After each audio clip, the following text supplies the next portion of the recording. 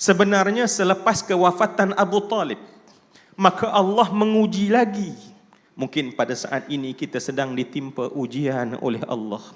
Dan kita memberontak dan tanya Allah, wahai Allah, kenapa engkau uji aku lepas satu dan kemudian ujian belum berakhir? Dengarlah semua yang dikasih sekalian. Pengepungan, penghinaan, pemulauan belum cukup. Dijemput orang yang Nabi sangat sayang. Dan pada saat semua yang dihormati dan dikasih sekalian, dan tahun yang sama menjelang hanya beberapa tempoh, Allah menjemput Siti Khadijah binti Khuwailid dan Rasulullah menanggung kesedihan. Dalam kesedihan inilah semua yang dikasih sekalian, tentu kita bertanya dalam hati kita, orang yang selama ini pada saat Nabi turun, saya tuan-tuan, Ustaz Syah, bila pergi ke Jabal Nur tuan-tuan, ya, kita buat umrah, kita pergi haji, kadang-kadang nampak kaum-kaum ibu daripada Turki, daripada Pakistan dalam keadaan tua, menapak untuk naik ke Jabal Nur. Saya sangat kagum terhadap mereka. Pernah sekali saya menahan dan bertanya pada mereka, untuk apa ibu-ibu naik begitu sukar ke atas? Tuan-tuan, apa jawapan ibu-ibu tua ni serentak? Mereka berkata, kami hanya ingin merasai kesusahan isteri Rasulullah, membawa makanan dan mendokong Rasulullah. Kami ingin rasakan bagaimana susahnya bersama dengan Rasulullah. Kami nak rasa sedikit kesakitan itu, mereka kata, sebab kami nak pulang untuk menjadi manusia yang baik. Semua yang dikasih sekalian, inilah saatnya bila mana Allah Subhanahu wa taala menjemput Siti Khadijah. Dan seandai kita perinci lebih mendalam, kita akan nampak apa semua yang saya kasih sekalian.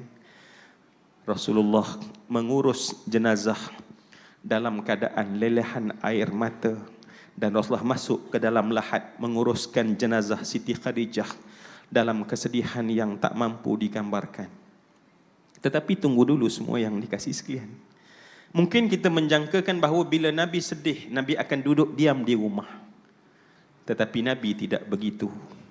Dalam kesedihan yang berganda tersebut, ke mana Nabi pergi tuan-tuan? Nabi melakukan dakwah ke Taif. Nabi melakukan dakwah ke Taif. Nabi berjalan kaki sebab Nabi tidak punya modal untuk beli kenderaan. Maka berjalanlah Nabi dengan Zaid bin Harithah ke Taif. Ibnu Hisham menulis perjalanan itu memakan masa 10 hari 10 malam. Hanya kerana Nabi berdakwah pada semua orang yang baginda Nabi SAW jumpa di tengah perjalanan. Perjalanan panjang, berjalan kaki di bawah terik yang bersangatan. Saya nak tanya dan kita ajak kita semua, di hadapan saya ialah para pendakwah yang akan ikut apa ditinggalkan oleh para rasul. Semua yang dikasih sekalian, ketika kesakitan dalaman Nabi SAW dan kesedihan, dan Nabi berjalan, Nabi menyeru dan mengajak. Agak-agak semua yang dikasih sekalian, berapa orangkah yang menyahut seruan Rasulullah? Berapa orangkah yang menyebut asyhadu an la ilaha illallah wa asyhadu anna Muhammadar Rasulullah? Marilah saya, tanpa menunggu jawapan daripada tuan-tuan, jawapannya adalah kosong. Tidak ada orang yang nak ikut Rasulullah. Saya nak ringkaskan, dan untuk kita nampak, kerana itu dan saat itu semua yang saya hormati dan saya kasih sekalian, dan duduk pula di Taif. Dan bila sampai duduk di Taif, apa yang berlaku? Kita semua biasa melihat sejarah.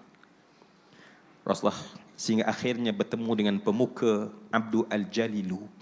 Lebih kurang duduk macam ni agaknya. Dan dia berbisik dengan khadamnya. Khadamnya keluar. Setelah khadamnya keluar pada ketika itu, pintu dibuka. Dan Nabi dihalau keluar. Dan di hadapan Nabi, anak hamba, di tangan mereka kayu dan tulang unta. Dan pada saat tersebut, saksikanlah depan mata tuan-tuan yang saya hormati akan Nabi yang disayangi ini. telah direjam dengan batu, kayu dan tulang unta dengan ludah dan hinaan yang ditanggung oleh Rasulullah. Dan pada saat tersebut, Zaid bin Harisah dia cerita sikit je tuan-tuan. Dia kata apa dia? Saat berlari jatuh dan bangun, jatuh dan bangun. Pada saat itu dengar bunyi percikan darah yang bertakung dalam kasut Nabi sallallahu alaihi wasallam, kerana darah merah mengalir daripada betis Nabi dan daripada betis tersebut bertakung dalam kasut Nabi, dan seluruh larian tersebut Nabi keluar daripada penghinaan orang-orang Taif. Tentu kita berkata semua yang dikasihi sekalian, pada saat Nabi duduk di bawah pepohon anggur pada ketika itu, dan Nabi mengesat luka daripada pecah-pecah darah yang mengalir pada betisnya. Dan pada saat itu semua yang dikasihi sekalian, Nabi hanya mengadu dan merayu kepada Allah Subhanahu wa taala. Yang ada adalah pengharapan kepada Allah. Mari kita sama-sama berzikir dalam pengagungan kita kepada Allah Subhanahu wa taala, seolah-olah kita bersama dengan Rasulullah sallallahu alaihi wasallam, untuk merasai dalam hati zikir yang dibaca oleh Ustaz Shah adalah betapa seseorang yang meletakkan pengharapannya hanya semata-mata kerana Allah. Kita berzikir sama-sama, insya-Allah Ustaz Shah akan memimpin kita. Muhammad